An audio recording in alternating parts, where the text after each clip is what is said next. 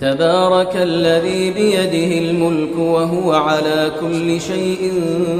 قدير الذي خلق الموت والحياة ليبلوكم أيكم أحسن عملا وهو العزيز الغفور الذي خلق 7 سماوات طباقا ما ترى في خلق الرحمن من تفاوت فارجع البصر هل ترى من فطور ثم ارجع البصر كرتين ينقلب إليك البصر خاسئا وهو حسير ولقد زينا السماء الدنيا بمصابيح وجعلناها رجوما للشياطين وأعتدنا لهم عذاب السعير وللذين كفروا بربهم عذاب جهنم